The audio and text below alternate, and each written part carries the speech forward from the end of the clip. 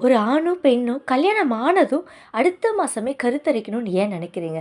அப்படி நீங்க நினைச்சீங்கன்னா, அத ஏன் அவங்க கிட்ட கேட்குறீங்க? விசேஷம் இல்லையா? இந்த மாசம் எதுவும் விசேஷம் இல்லையா? ஏதாவது இருந்தா அவங்களே உங்ககிட்ட வந்து சொல்லுவாங்க.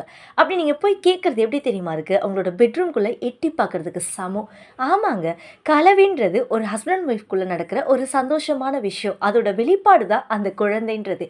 அப்போ நீங்க மாசம் மாசம் உங்களுக்குள்ள எதுவும் நடக்கலையா? உங்களுக்குள்ள எதுவும் நடக்கலையான்னு சொல்லி கேட்கறதுக்கு உண்டான கேள்வி தான் அந்த விசேஷம் எதுவும் இல்லையா? ஹேப்பி நியூஸ் எதுவும் இல்லையான்னு சொல்லிட்டு. அவங்களுக்கு ஏதாவது இருந்ததுன்னா, உங்கள விட அவங்களுக்கு தான் சந்தோஷமும், ஆர்வமும் இருக்கும். உங்ககிட்ட சொல்லணும் அப்படின்னு சொல்லிட்டு.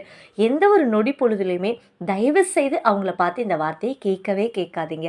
ஏன்னா, அந்த நேரம், அந்த மாதவிடாய் நேரத்திலருந்து 1 வாரம் தள்ளி போனா கூட, அவங்க அவங்களோட ட்ரெஸ்ஸ வந்து டைட்டா கட்ட கூட யோசிப்போம். அங்க ட்ராவல் பண்ணுறதுக்கு யோசிப்போம். எங்க ஒரு வேளை அந்த நேரத்தில கரு உருவாகி நான் ட்ராவல் பண்ணும்போது, பைக்ல போகும்போது கூட எதுவும் ஆயிடக்கூடாதே! அப்படின்னு சொல்லிட்டு முடிஞ்ச அளவுக்கு வெளிய போக மாட்டோம். முக்கியமா அந்த கலவியில ஈடுபடவே மாட்டாங்க. அந்த நேரத்தில கூட ஏதாவது ஆயிடுமோன்ற ஒரு பயம்.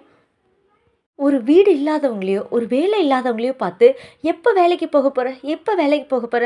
எப்ப வீடு கட்டிக்க போற? எப்ப சொந்தமா வீடு கட்டிக்க போறன்னு?" இப்படி கேட்கும்போது, உங்களுக்கு ஏதோ கஷ்டமா இருக்குல்ல. அதே போல தானே, "எப்ப குழந்தை பெத்துக்க போற? எப்ப குழந்தைன்னு?" சொல்லி கேட்கும்போது, அதை விட பல மடங்கு வலிகள் ஜாஸ்தி நிறைஞ்சது இது.